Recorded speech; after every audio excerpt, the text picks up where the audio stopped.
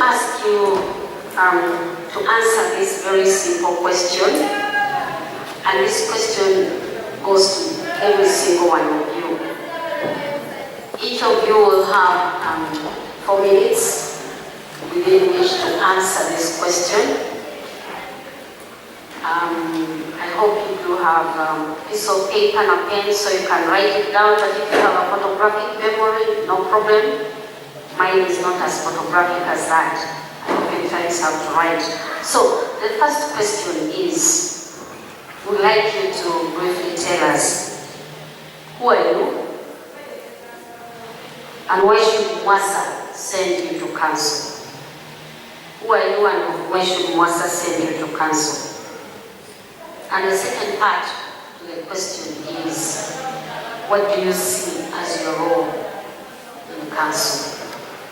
You have 4 minutes to respond to that.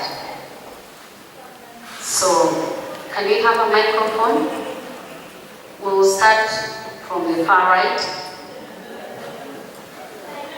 There, right, and our left. So you have 4 minutes within which to respond to that. I'm Ronald Kakungulu MAYAMBALA.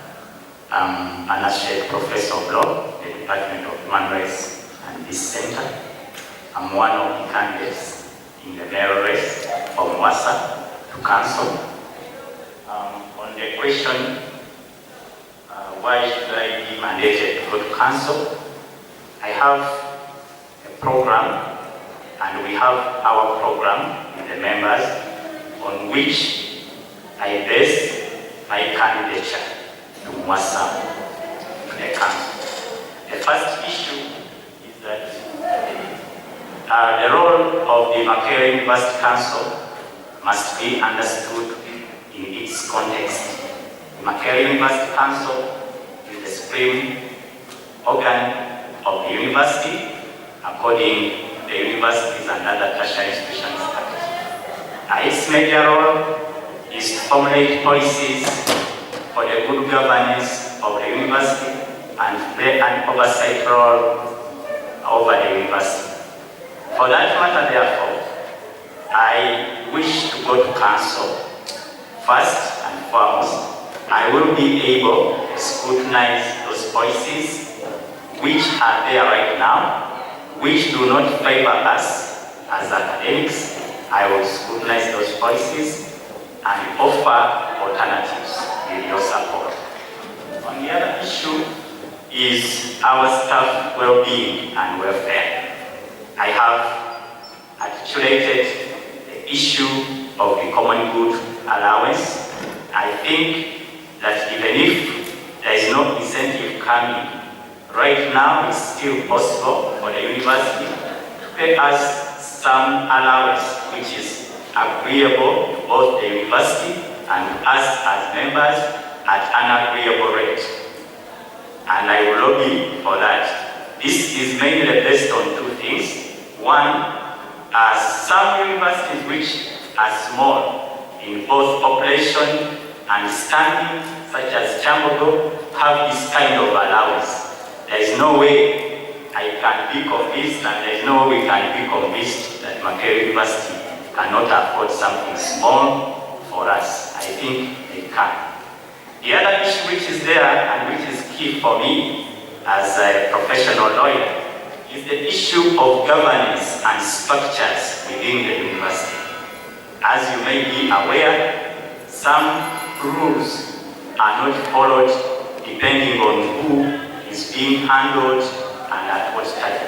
I would like to give you an assurance that when I join council, I will never and I will not be part of a system or a group of people who are misusing power or people whose aim is to frustrate others. I will make sure that the rules are applied equitably and fairly, and each of you is treated as a dignified lady or gentleman serving MUASA and serving the university. Therefore, issues of appointments and promotions are core to me, and they are going to be addressed. and the challenges there are well known to us. I'm also going to lobby on the issue of staff development scheme. We have a staff development scheme right now, and this scheme, right now, the way it's operating, the criteria which are being used are not fair. So I want it to be streamlined. Of course, there is some funds which are there, but the ideas on which they are advanced is not clear. The funds are small, but even the issue of transparency is not clear. I also advocate for graduate training and research to make sure that this issue is addressed for both staff and for the other students who are there. Lastly, I will work towards ensuring that we have an equitable and balanced health scheme that can take care of at least the spouse and food for children, for those who have them. Not everyone has. So the issue, of course, may not be much. So I will advocate for those issues. And lastly, which is key, is that I'm a man of my promise. I'm not here to strike a deal. Nobody is going to intimidate me. I don't fear anyone, I only fear God. So nobody is going to intimidate me in council. I'm going to keep my word, and I'm going to keep your word. You hold me accountable on that, and you know why I'm saying it. Thank you very much. They have told us what they see as their role there, and we're going to go to the next phase where we shall have a different question for each one of you. We did not manipulate you to take the seats in the order in which you're sitting, and we have not manipulated the questions to fit the faces that are here. So I'll ask my friend here to shoot the first question. Right, let's give these people a big hand clap for taking the risk of standing for these positions that they've chosen to stand for. It's tough to represent academic staff, because this is especially of Makerere University. I'm told this is where we have the highest number of highly learned people per unit area in the country. And these are the people you want to represent in the most important organ of the university. I'll go straight to Dr. Mushomi.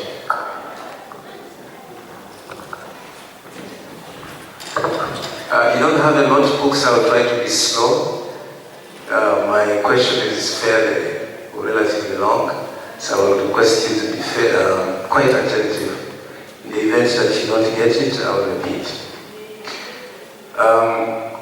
Some pundits, or people who like to debate, have argued that the law that we have, the University and Other Tertiary Institutions Act 2001 as amended, which provides for the council that you want to get into, has a couple of defects, call them weaknesses, in regard to the way the council is constituted and even the function of council. In the event that the men and women who are here give you the mandate to represent them, and by good luck, government of Uganda chooses to amend that law within your tenure, within your time, are there specific areas you as an individual would wish to be addressed within this law in order to address the issues of MUASA? You have 3 minutes to respond to that question. Now to ask Dr. Mayambala a simple question which seems to pick up from some of the statements Dr. Mushomi has made. Mr. Doctor. The Renewal report says Council overemphasized tactical matters at the expense of strategic focus and was crowded with nuts and bolts coverage and oftentimes inconclusive in the discussions. What, in your opinion, are Makerere's two most critical issues outside of staff welfare that you think council needs to urgently attend to? What are the two most critical issues outside of staff welfare that you think council needs to urgently attend to as part of council's strategic focus? And how do you plan to help steer council to focus more on strategy and less on the nuts and bolts? Thank you very much for the question. I would also like to inform the members that the Rendell report, which you are talking about, I represented MUASA on the review of the Rendell report, and I read this report from cover to cover more than 5 times. What was said about our council, I'm aware of it. Much of the report was also about the issue of governance. But to come back to the question, I would answer it in 2 dimensions. 1, why was council acting like that? 2, what are the most strategic issues too, which I will offer to get out of this quagmire?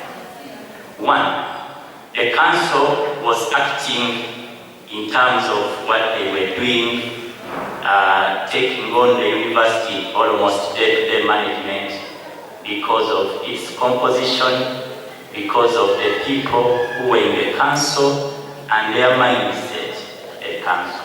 So those were the key factors, and they are all identified in the report.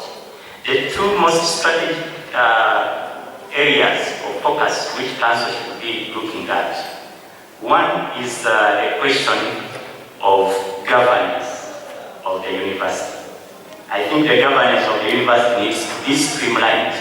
As of now, council wants to manage the university from Kakungulu MAYAMBALA, who is being recruited as a small person, maybe assistant lecturer, to the issue of policy.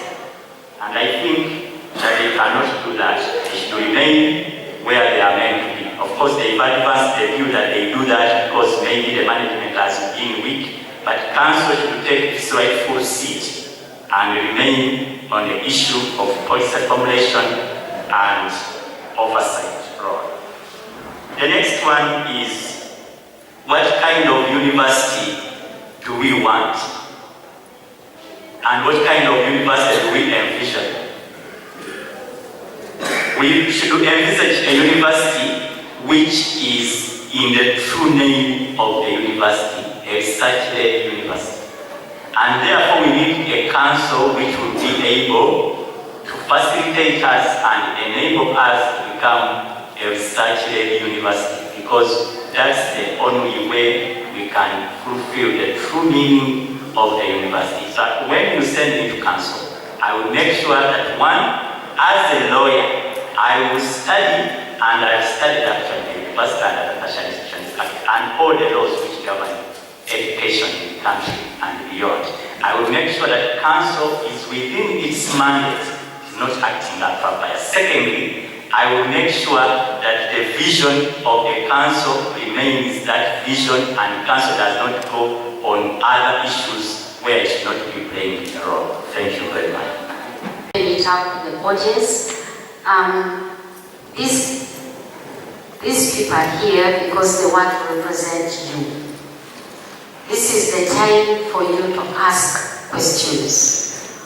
But I'd like to mention 1 or 2 things, and then I'll allow Patrick also to say something with regard to this. We do not want questions that are meant to insult or to embarrass an individual. We are above that. So we shouldn't be going in that direction. And 2, we'd like to ask that you ask a specific question. Be specific, do not tell a story, do not preach, just ask a question. I'll hand over to Patrick, and he will also say 1 or 2 things, and then we'll open up the debate to you. You'll be free to ask your questions. Thank you very much, Professor. Let's give them a huge hand. I think it was worth our time to raise some of the questions. We did not have further probing questions because we want to give you an opportunity to ask them. But hopefully, their responses to the questions that we raised have addressed some of the questions you came with. So we shall not expect you to ask the same questions that we have asked. Like Professor here said, we are a bit chosen, we are the chosen ones to have a narrative as we ask a question. In your case, you have no opportunity to do that. You have to be specific. Okay? And this is how we are going to do it. Each of us will have a maximum of only 2 questions. If you're going to ask a question, either at the opportunity you're given or at a later opportunity. And feel free to ask any of the candidates that we have. In the event that nobody asks you a question, again, we have no control over which people ask. We shall just say pole sana, like we say in Swahili, that we are sorry that nobody has asked you. Maybe you are too good that nobody is asking you. Thank you very much. My name is Frank Mugaga. I'm an associate professor from the College of Agriculture. My question goes to Professor Mayambala. I'm one person who's been so passionate about the way you serve us at MUASA as chair of academic affairs. I'm wondering why you are leaving the course midway going to council. Just that. I have 2 simple ones. One goes to Dr. Ireta, other one will go to Dr. Mayambala. Let me begin with Dr. Ireta. The council where you have been representing us for the last term has been depicted in that light with the view that many of the weaknesses of this university actually stem from council. To the extent that even if MUASA here had a vote of no confidence in that very council have been serving in. Now, my question is, what really do you think, for the years you have spent in the council, are the major weaknesses of that council? And now that you aspire to go for the 2nd term, what do you think are you going to breathe in there? Dr. Mayambala, some time back there was a visitation committee here, which now has been popularly called the Wendigo report. And you know very well that this report came up with recommendations, which the University Council seems to be implementing in piecemeal. Yet you know very well as a lawyer that once a committee of an institution like this one comes up with recommendations, there is a process through which these recommendations have to go. Through the cabinet to generate a white paper, and then the parliament to come up with policy guidelines. You know, this has not been done. Yet the council has implemented some of the things, like for example, abolishing the incentive. Do you think this was right? Yeah, thank you very much, members of the audience, for being very fair about the candidates by asking all of us a question. I was getting worried that some of us may not have the chance to talk to you again by not getting a question. So I thank you very much for your sense of fairness. Professor Frank Gaga, you have asked me why am I leaving Chair Academic and the Research Committee to come or to go to council. First of all, if your question suggests that it seems I'm going to win tomorrow, so I will give you reasons why I want to go to council. One, as you have heard, council has many committees, it has many policies. For the last 11 months I've been in office, I have worked on members' issues, but most of the issues concerning academic and research are originating from DRPT. I've worked on many committees there before and now, and also appointments board. And it is clear in black and white the problems which have been in appointments board. Some are individual weaknesses, others are structural, but mainly appointments board has become one of the avenues of the strongest committees full of illegalities affecting our members. As a senior advocate of over 13 years standing and at the same time a senior academic, when I go to appointments board, as you are going to mandate me tomorrow, I will lobby. When I go to council to sit on appointments board, it's not assured as you have heard, but I will lobby. And when I'm there, I will not allow any illegalities which affect our members, threatening letters, not based on anything. And all these illegalities have actually been confirmed by the cases which we have lost. Yes, so the cases which we have lost in court, which are many. So I will make sure that I'm a stumbling block. I cannot be a lawyer in a room and I allow illegalities. That one is one. Two, again, Chris, your question is a continuation of the illegalities I'm talking about. Some of these illegalities could be happening out of ignorance because the person you have sent there doesn't know the rules or cannot read and comprehend them. I will not blame them because this is a technical process. So like I've already told you, I'm very familiar with the law, both as a practicing advocate and as a long-time teacher of law, over 15 years of teaching lawyers. I've taught some of even the best lawyers in town. So there is no lawyer who is going to be in council saying that he's a director legal or representing Uganda Law Society and brings about any illegality, including the remedial report, selective implementation of these reports. These were recommendations and they are not binding until we come up with a white paper. But this is part of the illegalities and that's why I joined the race. My race is based on a stoppage of these illegalities. So colleagues, tomorrow, give me your mandate. This is going to be a total end to the illegalities. If you don't give me your vote tomorrow, be assured and rest assured of continued illegalities. I rest my case. Thank you very much. Dr. Kakungulu Dixon from CHUS, and I'm addressing this question to Dr. Mayambala. Your manifesto tells us that you want the health insurance to cover spouses and children. But there's members of staff who don't have children or neither married. And that means in terms of social justice, they are going to be subsidizing the others. So what do you think that should be done for those who don't have children and don't marry, but they have beneficiaries or dependents? I have two questions. The first one goes to my Professor Mayambala. In the recent review of our MUASA constitution, we requested the council representatives not to be part of the executive. And from what I have gathered or from what I'm seeing, it seems to be we are missing that link as executive. Or do you think this is something you think about? Because if you are in council and we are not kind of connected with you directly, there is a loss that we are meeting. Because when you are in meetings and you have issues, you revert back to your neighbors for some kind of consideration. So what do you think we need to do? This one goes to tools. You said that you were on two committees and your colleague was sitting on another committee, which is appointments board.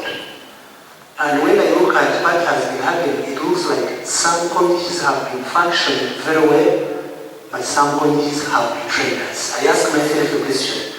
Do you have a point at which you sit together and compare notes and then advise one another on how you can push on our agenda as MUASA? Because if we say that we send you there as two, my thinking is that you're going to work together. So if you see somebody is not doing well, is there a point at which you meet and discuss and say, I think we are missing in the direction? I don't know how you do it there. Thanks. Questions for Dr. Mayambala and Dr. Chibun. You asked about the staff health insurance scheme. This staff health insurance scheme, I think, should be for members of staff, their spouse, and children. Right now we have the biological children scheme, which provides for our colleagues who have children who are of university going age to benefit. The reason why it was put up, it was also thought that very few of us would also benefit, so it would be affordable. So if the scheme is there and you don't have a child or you are educating a spouse, if you get one, you can benefit. Otherwise, it would be very difficult to say that you have maybe a distant relative, then they are covered. So it was I think that's why it was put. But ideas are welcome, and if you have another way such members can benefit, I'm open to those ideas. But I think that's why it was like that.